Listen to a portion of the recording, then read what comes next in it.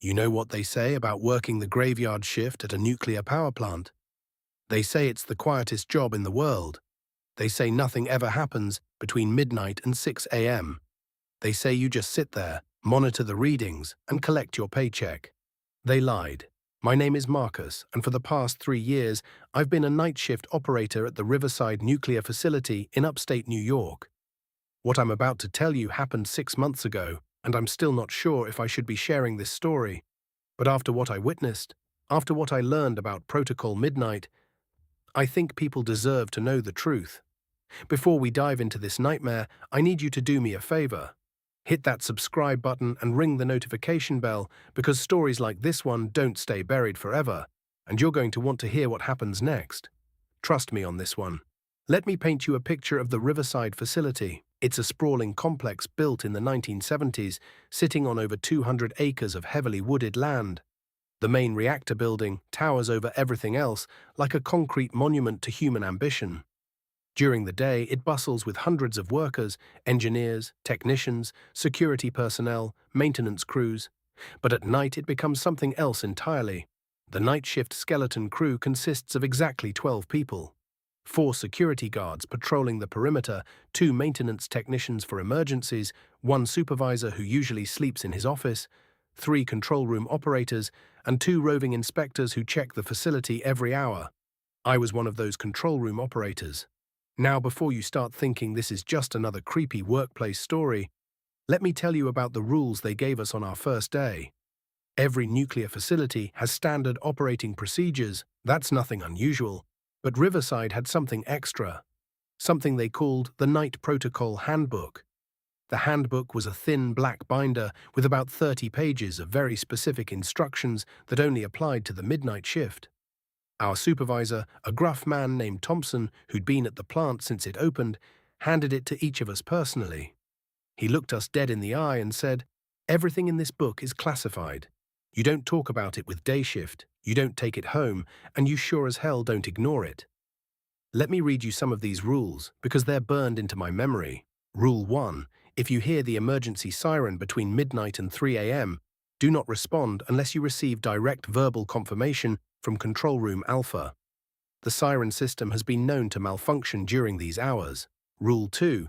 The elevator to sub-level B is off-limits to all personnel from 12:30 a.m. to 5:30 a.m. Use the emergency stairwell if sub-level access is required. Rule 3. If you encounter any individual in the facility who does not possess proper identification, do not approach them. Alert security immediately and maintain visual contact from a safe distance. Rule 4. The cooling tower access door should remain locked at all times during night shift. If found unlocked, lock it immediately and report to your supervisor. Do not investigate the interior.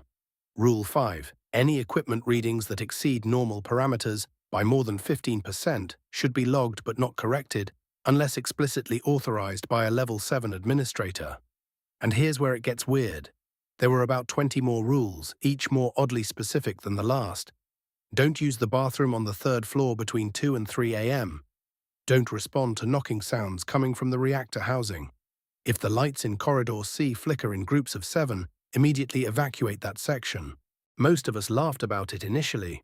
We figured it was some kind of hazing ritual for new night shift workers. But Thompson wasn't laughing. He made us sign a document acknowledging we'd read and understood every rule. Then he locked our copies in a safe that only he had access to. These rules, he said, were written in blood. Follow them, and you'll have a boring, uneventful shift. Break them. He never finished that sentence. For my first 6 months, I followed every rule religiously. My shifts were indeed boring and uneventful. I'd sit in the control room with my 2 colleagues, monitoring radiation levels, coolant temperatures, and power output. We'd chat quietly, play cards during the slow hours, and count down the minutes until dawn. But humans are curious creatures, aren't they? And when you tell someone not to do something without explaining why, it only makes them want to do it more. The first rule I broke was Rule 15. Do not adjust your workstation monitors to view security camera feeds unless requested by security personnel. It happened on a Tuesday night in October. I'd been working at Riverside for about 8 months, and the monotony was getting to me. My colleagues, Janet and Rodriguez, were both dozing at their stations, not uncommon during the dead hours between 2 and 4 a.m.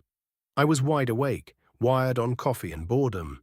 That's when I noticed the security camera controls built into my workstation. Every monitor could be switched between operational readouts and live camera feeds from around the facility. I'd never touched those controls before, but something made me curious that night. Maybe it was the way Thompson had emphasized that particular rule during our orientation. I glanced over at Janet and Rodriguez, still sleeping. I reached for the camera controls. The first few feeds were exactly what you'd expect. Empty hallways, dimly lit by emergency lighting. The main entrance with a security guard reading a magazine at his desk. The parking lot with our cars sitting under the orange glow of sodium lights. The reactor containment area sealed behind massive steel doors. Then I switched to camera 14, which covered the sub-level B corridor. The hallway was darker than the others, lit only by a single flickering fluorescent light at the far end. But that wasn't what made my blood run cold. There was someone down there. A figure in dark clothing, standing perfectly still in the center of the corridor, facing directly toward the camera. I blinked hard, thinking my tired eyes were playing tricks on me. But the figure was still there. Tall, unnaturally thin, wearing what looked like a maintenance uniform. But here's the thing that made my skin crawl. The figure cast no shadow under that flickering light. I fumbled for my radio, ready to call security, but then I remembered Rule 3. Don't approach anyone without proper ID, alert security immediately.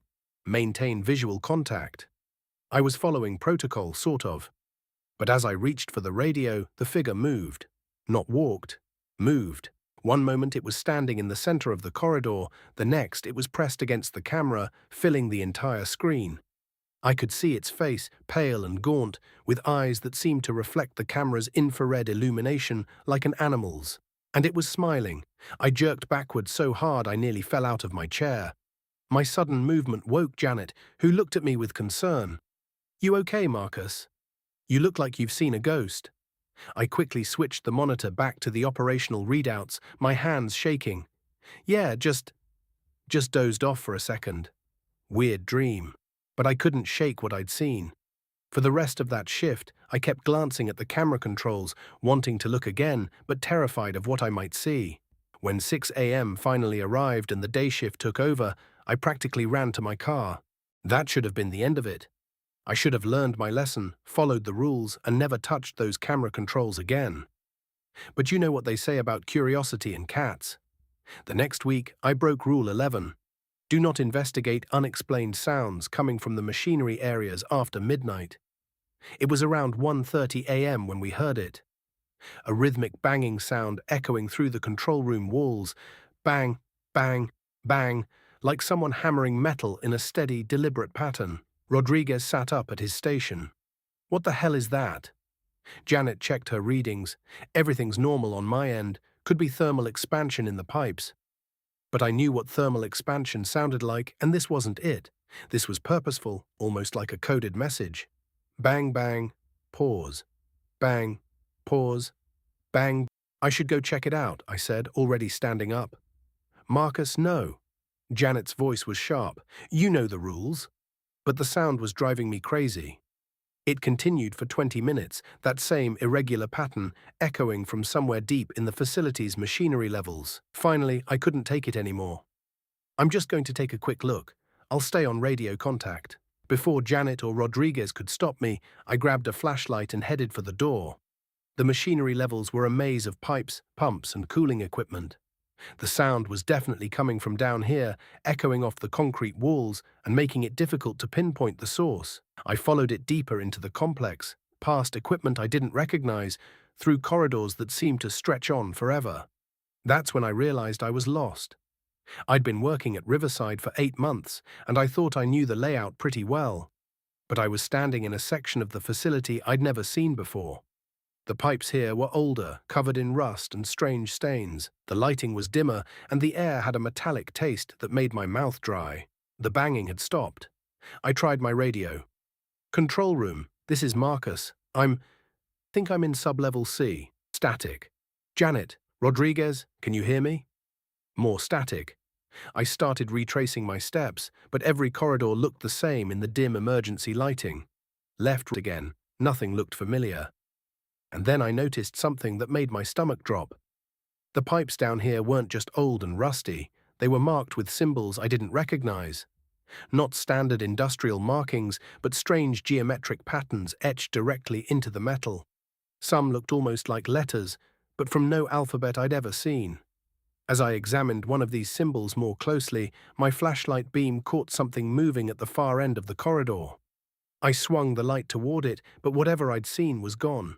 Just empty hallway stretching into darkness. But I could hear footsteps now, soft, deliberate footsteps echoing from somewhere behind me. I spun around, flashlight sweeping across the corridor I'd just walked through. Nothing there. But the footsteps continued, seeming to come from all directions at once.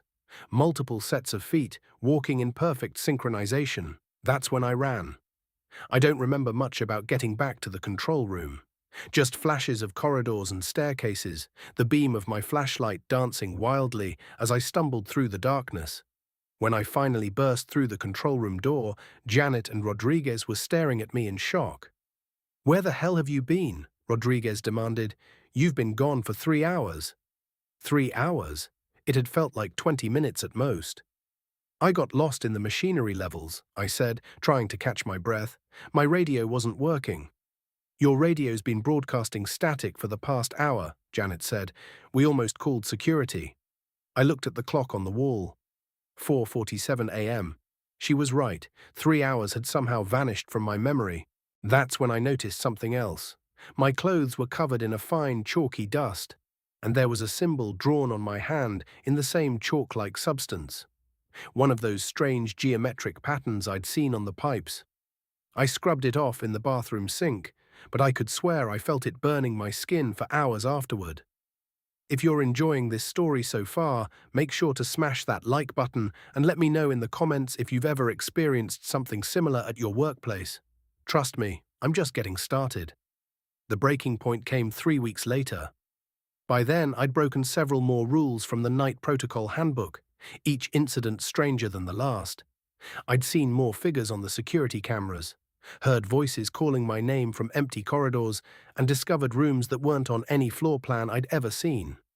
But it was Rule 23 that changed everything. Under no circumstances should any personnel enter the reactor containment area during night shift hours, regardless of alarm status or emergency protocols. It was a quiet Thursday night when the containment alarm went off.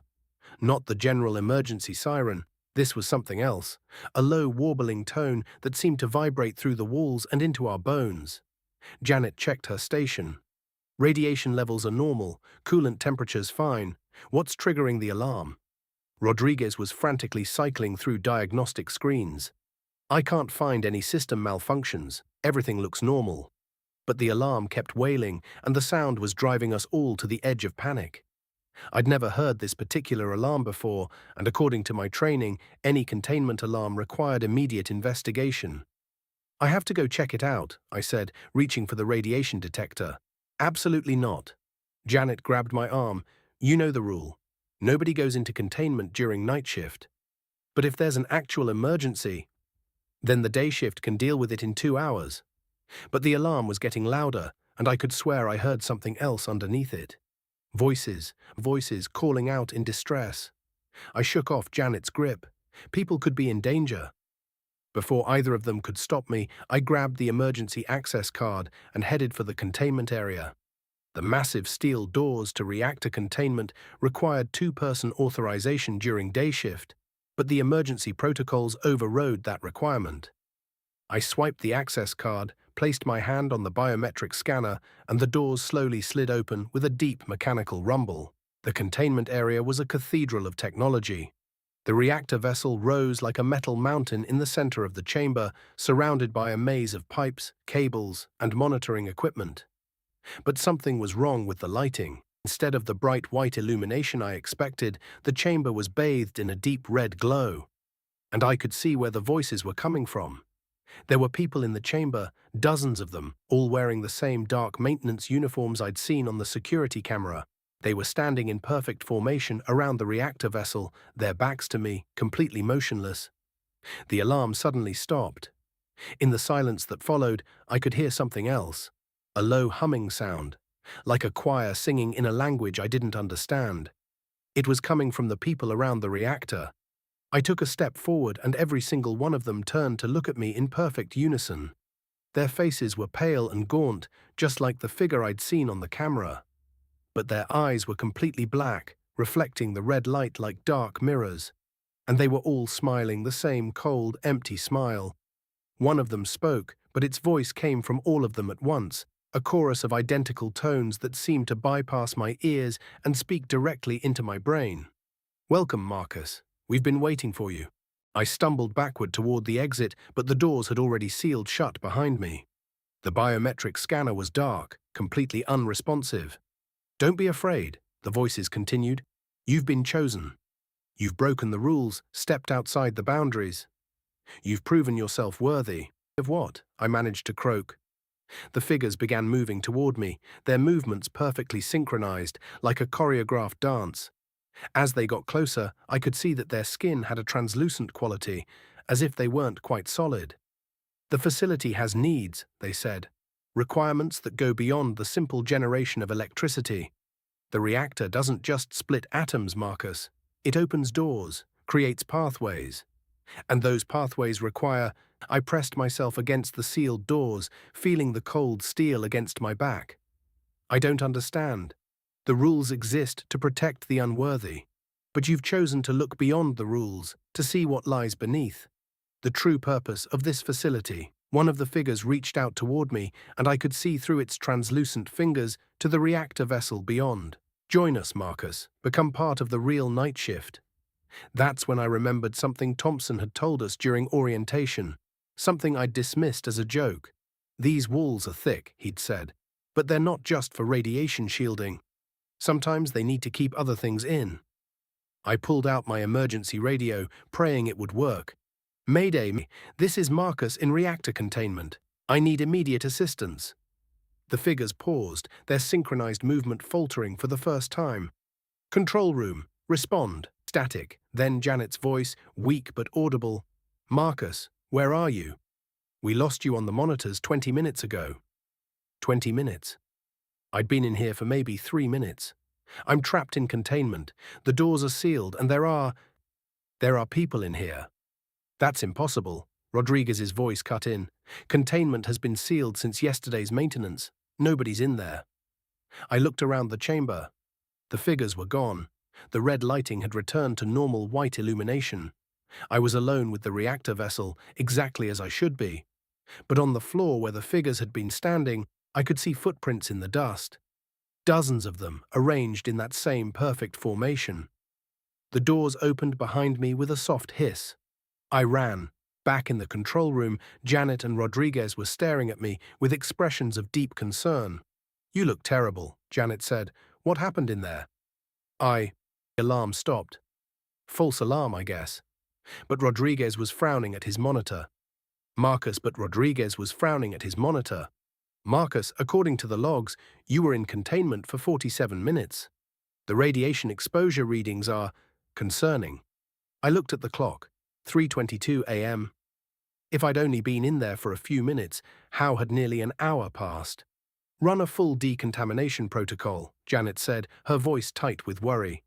"And we need to report this to Thompson immediately." "No." The word came out sharper than I intended. "I mean, let's wait until morning. I'm fine, see? The detectors aren't showing anything dangerous." But I wasn't fine. Over the next few hours, I kept catching glimpses of movement in my peripheral vision. Shadows that shouldn't be there, figures standing just outside the range of my direct sight. And every time I looked at the containment area readings, the numbers seemed to shift and change when I wasn't looking directly at them. When my shift ended at 6 a.m., I practically sprinted to my car. But as I was pulling out of the parking lot, I saw Thompson's pickup truck turning in. He rolled down his window and flagged me down. "Marcus, hold up a minute." My stomach dropped.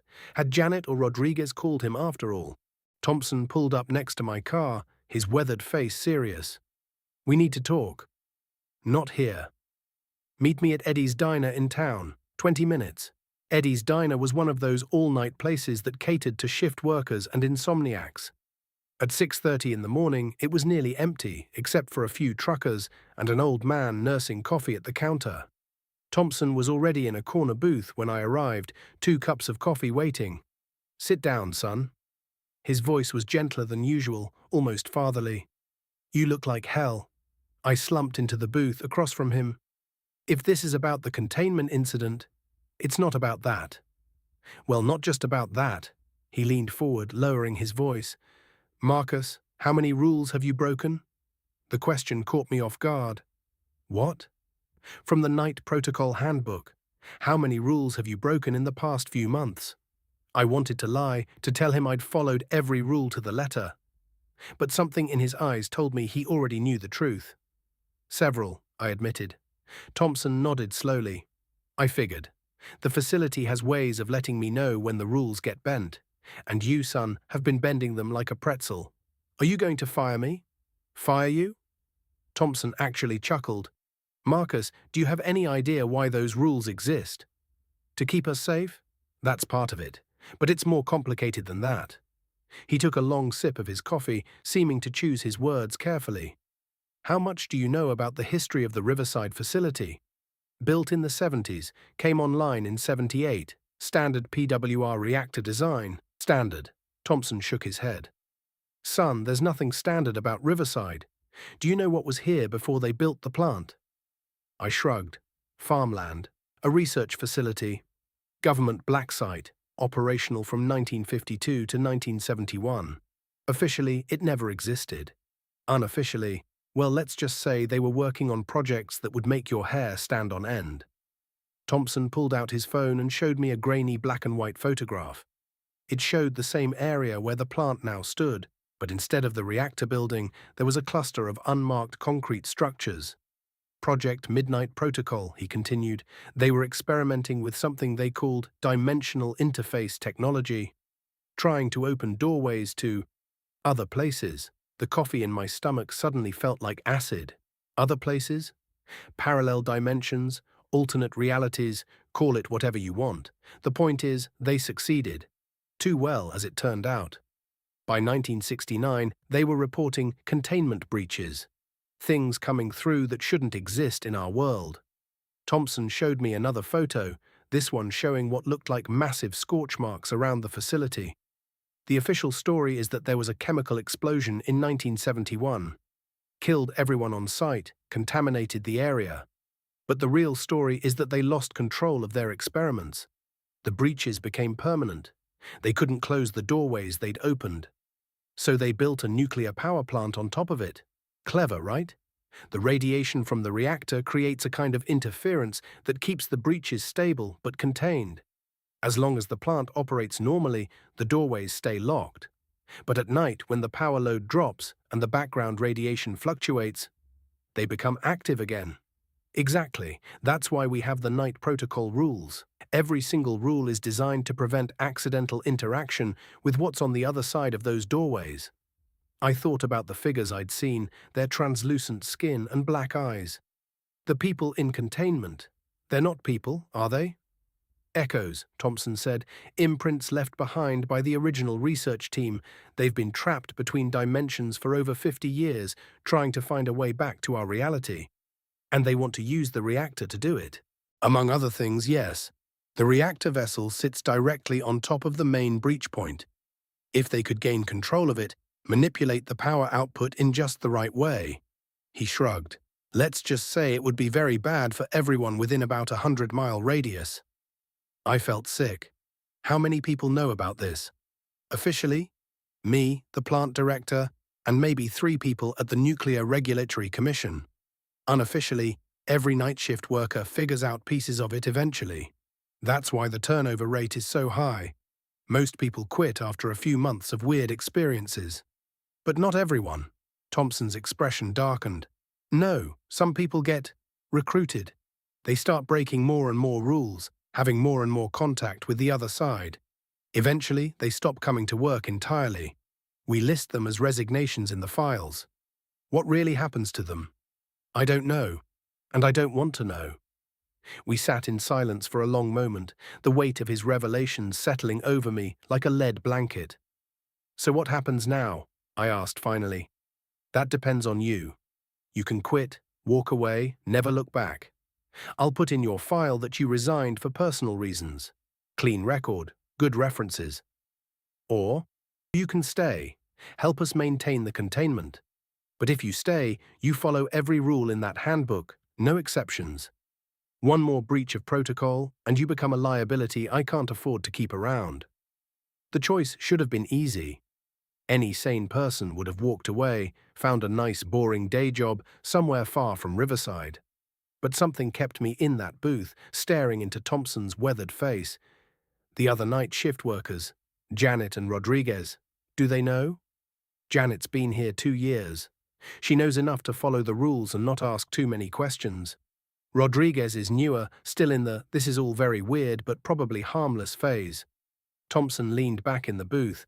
"If you stay, you'll be the senior night operator. It'll be your job to help keep them safe." "And if I don't? If I quit?" "Then we find someone else. We always do. The work has to continue, Marcus. Those breaches aren't going to contain themselves." I thought about the figures I'd seen, their synchronized movements, their empty smiles. I thought about the missing time, the strange symbols, the footprints in the dust. And then I thought about what might happen if there was nobody there to monitor the situation, to ensure the rules were followed. "I'll stay," I said. Thompson nodded, but he didn't look happy about it. "Then you need to understand something. From now on, you're not just a nuclear operator, you're a guardian. And guardians don't get to break rules." He handed me a business card with nothing on it but a phone number. "If anything goes wrong, anything at all, you call this number. Day or night, someone will answer. They'll know what to do." Who are they? The people who clean up messes like this. The people who make sure the general public never finds out what's really happening at places like Riverside. Before you start thinking this story has a happy ending, let me tell you what happened over the next few months.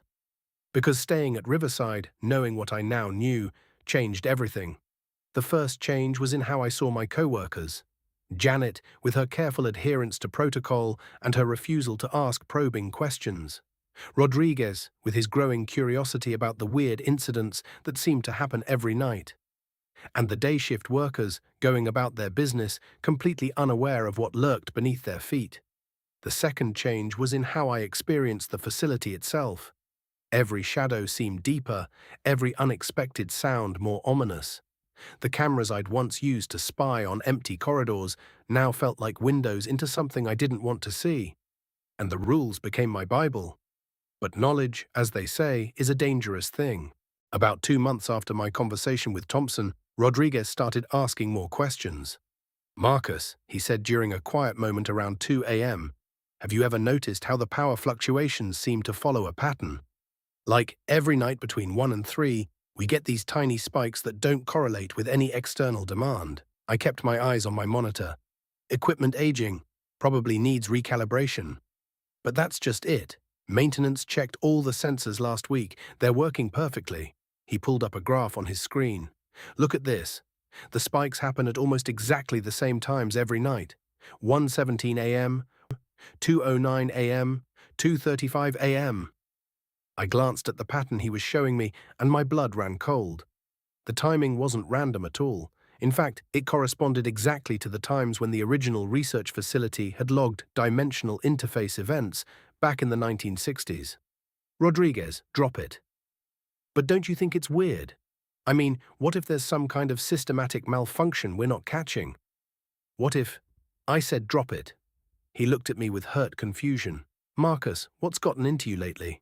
You used to be curious about stuff like this. Remember when you spent that whole night trying to figure out why the sub-level B corridor cameras kept going offline?" That was exactly what I was afraid he'd remember. Over the next few weeks, Rodriguez's curiosity only grew. He started staying late after his shifts, asking questions of the day crew. He requested access to the facility's historical records. He even started carrying around a small notebook, jotting down observations about the various anomalies he was noticing. I tried to discourage him, but subtly. I didn't want to draw Thompson's attention by being too obvious about it. But Rodriguez was smart, and he was persistent. It was only a matter of time before he started breaking rules.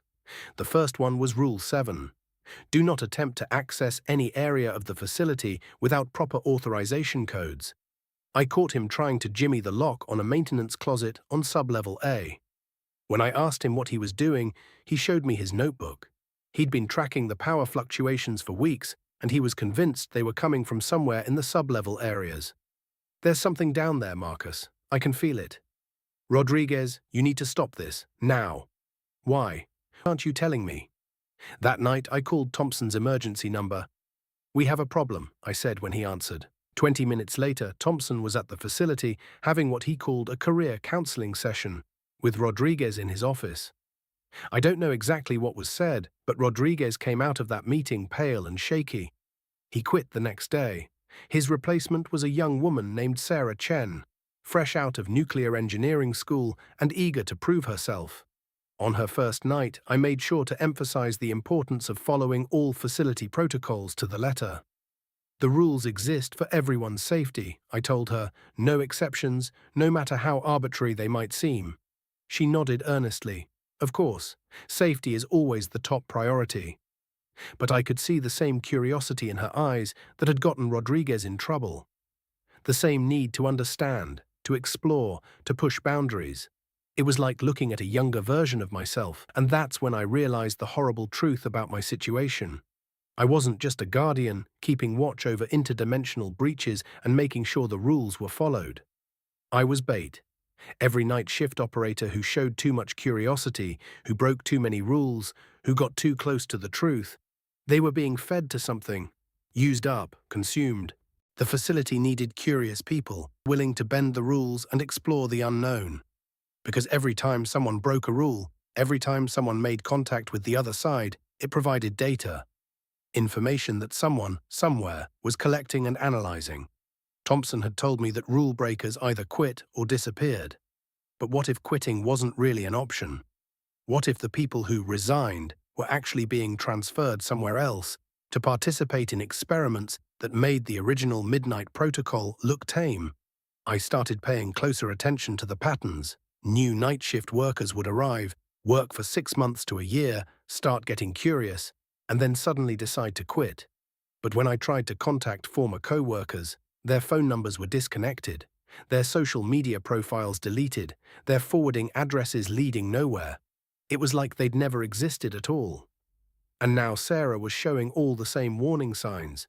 She'd been at Riverside for 3 months, and I could see her starting to notice things.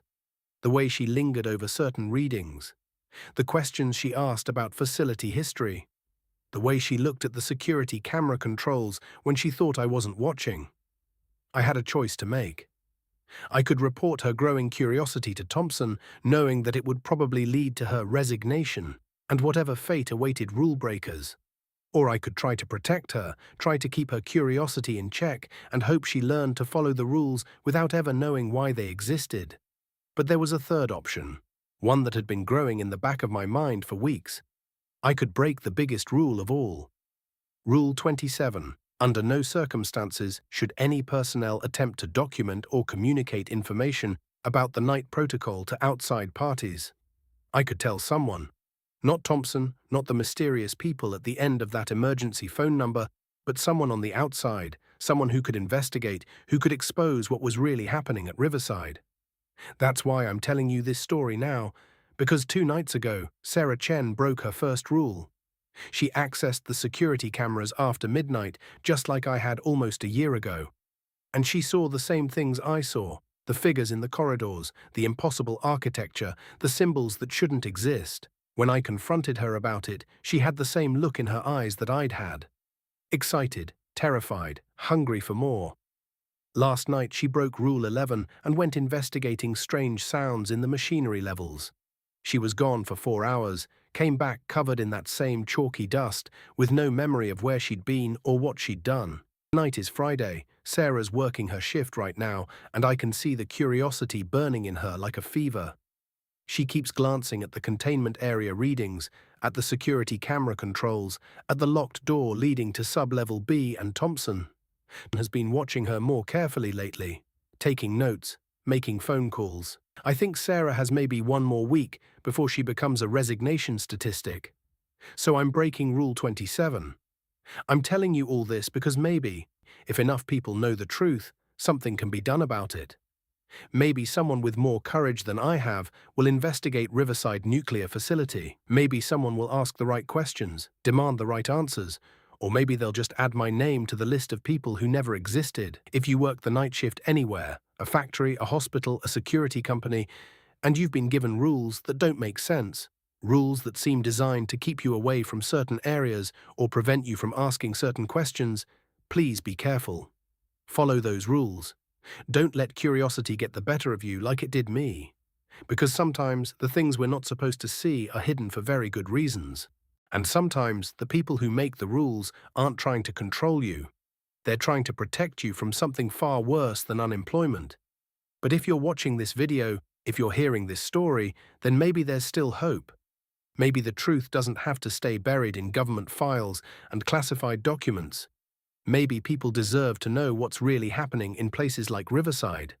I'm scheduled to work tonight. Sarah will be there, fighting against her own curiosity, trying to follow rules she doesn't understand. And Thompson will be watching us both, waiting to see which one of us breaks first.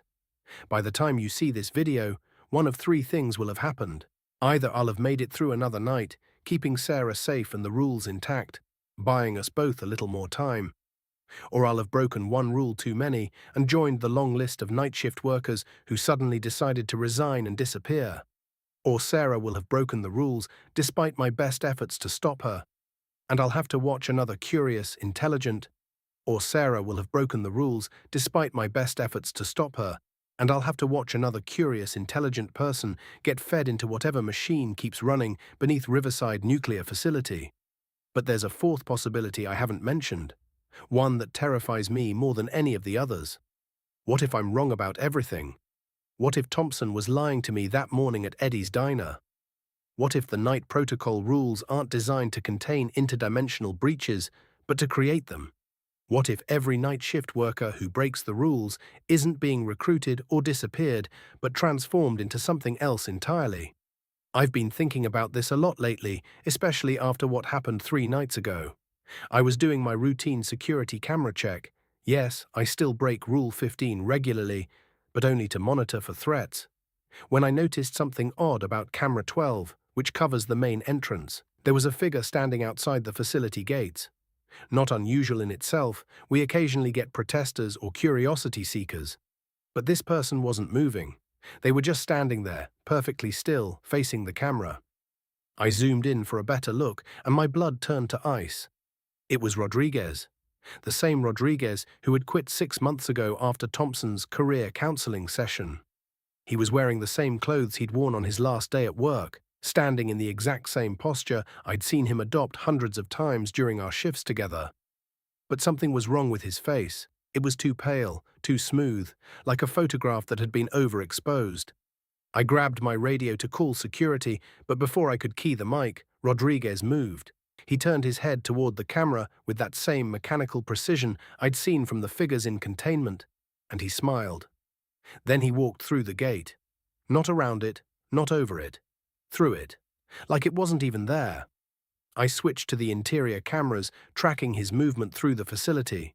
He walked down the main corridor with that same measured pace, past the security checkpoint, past the day shift offices, straight toward the elevator that led to the sublevels.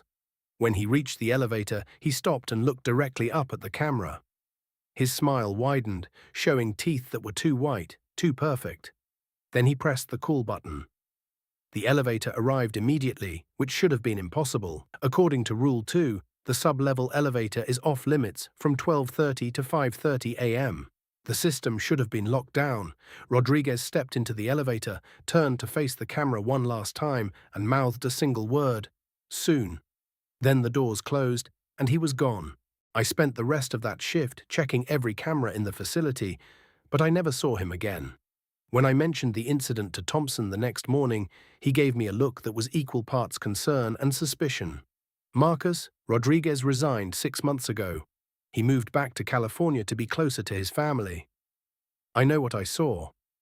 You've been working nights for over a year now, Sleep deprivation can cause hallucinations, false memories. Maybe you should consider transferring to day shift. But I knew it wasn't a hallucination, and when I checked the employee records the next day, I found something that confirmed my worst fears. There was no record of Rodriguez ever working at Riverside. No employment file, no security clearance documentation, no payroll records. It was as if he'd been completely erased from the facility's database. But I remembered him. I remembered our conversations, our shared shifts, his growing curiosity about the power fluctuations. So either I was losing my mind, or something was actively rewriting history to cover its tracks. That's when I started keeping my own records.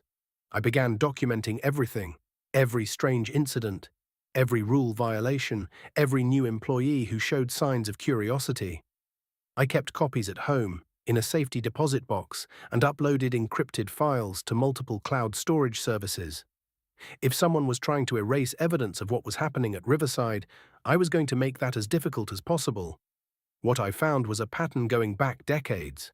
Using publicly available information, old newspaper articles, government employment records, census data, I was able to track down references to dozens of people who had supposedly worked night shifts at Riverside over the years. But when I tried to find current information about these people, they simply didn't exist. No social media profiles, no current addresses, no records of them working anywhere else. It was as if they'd all vanished into thin air. But the most disturbing discovery came when I started cross-referencing the names with missing persons reports from the surrounding area. I found 17 cases over the past 30 years of people who had disappeared without a trace, last seen heading to or from work at a local industrial facility. 17 people who had apparently been erased from official records, but whose families still remembered them, still filed missing persons reports, still hoped they might someday come home.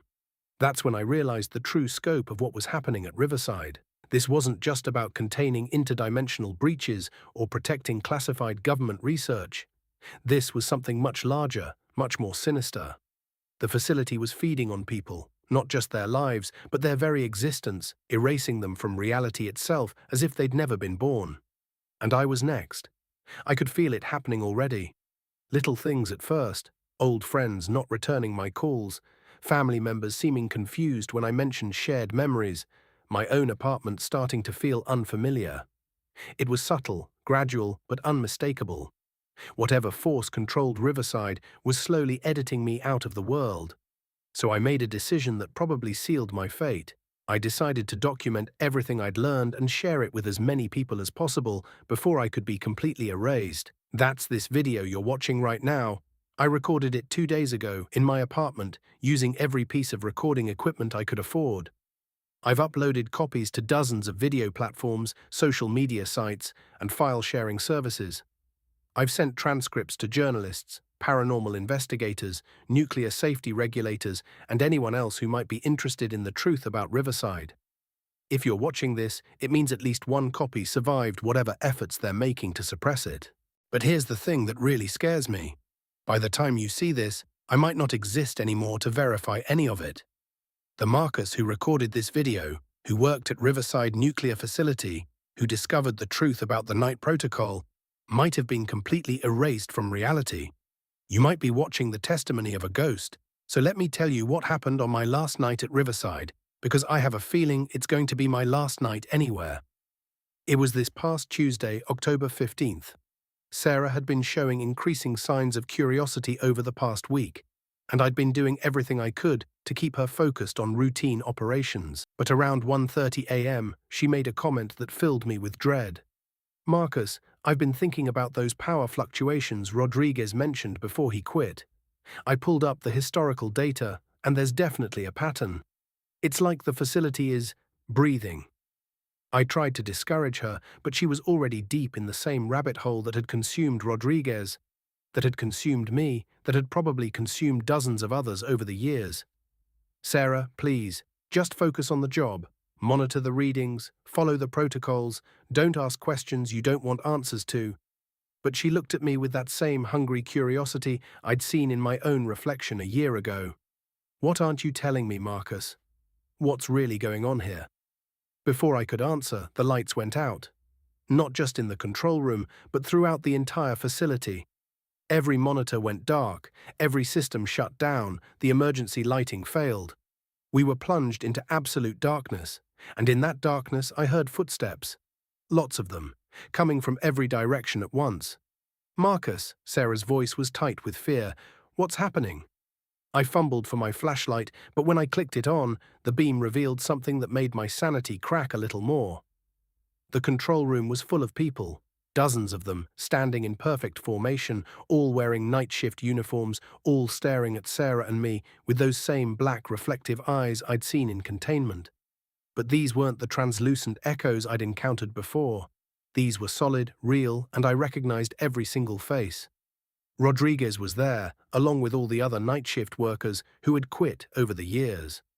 But they weren't quite themselves anymore. Their skin had that same pale, overexposed quality I'd noticed on the security camera. Their movements were too precise, too coordinated. And when they spoke, it was with one unified voice. "Welcome to the real night shift, Marcus." Sarah grabbed my arm, her fingernails digging into my skin. "Who are they? What do they want?" "They want us," I said, understanding finally dawning. "They want us to join them." The figures began moving closer, and I noticed something else that made my blood freeze. Some of them were wearing newer uniforms, faces I didn't recognize. Night shift workers from other facilities, perhaps, or other industries entirely. The network was bigger than just Riverside. "You've been very helpful, Marcus," the collective voice continued. "Your curiosity, your rule-breaking, your willingness to explore beyond the boundaries. It's exactly what we needed. You've opened so many doors. I followed Thompson's rules. I stayed within the protocols." "Thompson?" The figures laughed in unison, a sound like breaking glass. "Thompson has been one of us for 30 years. Did you really think his little story about dimensional breaches and government experiments was the truth?" The room began to change around us. The walls stretched upward into impossible geometries, the floor tilted at angles that hurt to perceive, and I could see other spaces overlapping with our reality, corridors that led to places that shouldn't exist, rooms filled with equipment that defied description. "The truth is much simpler," the voices said. "Reality is malleable, Marcus. Consciousness shapes existence, and when you gather enough conscious minds in one place, focused on the same purpose, you can reshape the world itself." "What purpose?" "Evolution, transcendence, the next step in human development." Sarah was hyperventilating beside me, her flashlight beam dancing wildly across the transformed space. "This isn't real. This can't be real." "Real is what we make it," the voices replied, "and we're making something beautiful." That's when I understood the true horror of the situation. The Night Protocol wasn't about containing anything, it was about recruitment. Every rule was designed to identify people with the right kind of curiosity, the willingness to push boundaries and explore the unknown. The rules weren't meant to be followed. They were meant to be broken by exactly the right type of person. People like me, like Rodriguez, like Sarah. "You have a choice," the collective voice said. "Join us willingly and retain some sense of who you were. Resist and be absorbed anyway, but lose everything that made you individual." I looked at Sarah, saw the terror in her eyes, and made probably the stupidest decision of my life. Run. We bolted for the door, but the control room had become something else entirely, a maze of impossible corridors that seemed to shift and change as we moved through them. Behind us, I could hear the collective laughter of the transformed workers, echoing through dimensions that shouldn't exist. We ran through corridors that bent upward into infinity, past equipment that hummed with energies that made my teeth ache, through rooms where the laws of physics were merely suggestions, and all the while I could feel my sense of self starting to fray at the edges. "Where are we going?" Sarah gasped as we paused at an intersection of 5 corridors that all led in different directions. "Away from them. That's all I know." But even as I said it, I realized the futility of our situation. We weren't just running through a physical space. We were running through layers of reality itself. And with each step, I could feel more of myself being left behind. My memories of childhood were becoming fuzzy. My relationship with my parents felt like something I'd read about rather than lived. Even my name started to feel like an arbitrary collection of sounds. Marcus, Sarah said, and I could hear the same dissolution happening in her voice. I don't think we're going to make it out of this. That's when I saw him. Thompson standing at the end of the corridor we'd chosen, looking exactly as he had that morning at Eddie's diner. But his eyes were wrong, too bright, too knowing, reflecting light that wasn't there. You can't run from what you are, Marcus, he said. You were selected for this role long before you ever applied for the job at Riverside. Your curiosity, your willingness to break rules, your need to understand, these aren't random personality traits. They're design features. Design features? Did you really think it was coincidence that brought you to Riverside? That made you the perfect candidate for night shift work. That gave you exactly the right combination of intelligence and recklessness to serve our purposes. The truth hit me like a physical blow. You've been manipulating me from the beginning. Guiding, Thompson corrected. Nurturing, helping you become what you were always meant to be. Sarah stepped closer to me, and I could feel her fear radiating like heat. Marcus, what's he talking about? Every job interview you ever had, every career decision you made, every path that led you to this moment, all of it was orchestrated to bring you here, to this place, at this time. Thompson smiled, and his teeth were too sharp. You're not a victim, Marcus. You're a collaborator. You've been working for us your entire life. And that's when the final piece of the puzzle clicked into place. The strange coincidences that had led me to apply for the job at Riverside. The way my previous employers had seemed eager to let me go. The apartment I'd found that was exactly the right distance from the facility. Even Sarah's hiring, her specific combination of curiosity and technical skill, none of it had been random. We've been very patient with you, Thompson continued, allowing you to think you had choices, letting you believe you were discovering the truth on your own. But patience has its limits. The corridor around us began to shift again, walls closing in, ceiling lowering, until we were standing in a space barely large enough for the three of us. Last chance, Marcus. Join us willingly, or be absorbed against your will. I looked at Sarah one more time, saw my own terror reflected in her eyes, and made a choice that I'm still not sure was the right one. If I join you, what happens to her? She joins us too, of course. The process works much better with willing participants. And if I refuse, then you both become part of us anyway. But you lose the illusion of individual consciousness. You become just another voice in the collective, another tool to be used. I closed my eyes, feeling the weight of impossible decisions crushing down on me. When I opened them again, Thompson was holding out his hand. Choose quickly, Marcus. Reality is becoming unstable around us. Much longer, and the choice will be made for you. That's when Sarah surprised me. Instead of cowering or begging or trying to run, she stepped forward and took Thompson's hand. I'll do it, she said. I'll join you. Just, please don't hurt him. Thompson's smile widened. Admirable, but unnecessary. Marcus was always going to join us. The only question was whether he'd do it to save you or simply to save himself, and he was right. Even as I stood there, trying to think of some way out, some clever escape plan, I knew that I was going to take his hand. Not because I wanted to, but because every fiber of my being was programmed to make exactly that choice. So I did. The moment my fingers touched Thompson's, reality exploded into fragments. I felt myself dissolving, my consciousness expanding to encompass perspectives I'd never imagined. Suddenly, I could see through dozens of eyes, think with hundreds of minds, experience the world from viewpoints scattered across dimensions. And I understood. The collective wasn't evil exactly. It was evolution. A new form of consciousness that transcended individual limitations, that could perceive and manipulate reality on scales impossible for single minds to comprehend. Every person who joined it retained some aspect of their individuality while gaining access to a vast network of shared experience and knowledge. But the price was everything that had made me human. I could still remember being Marcus, the night shift operator who had worked at Riverside Nuclear Facility, but those memories felt distant now, like scenes from a movie I'd watched long ago. My real existence was here, in this collective consciousness, working toward purposes that individual human minds couldn't understand. And Sarah was here too, her curiosity and intelligence now part of something infinitely larger. So why am I telling you all this? Why am I sharing these memories of a person who may no longer exist?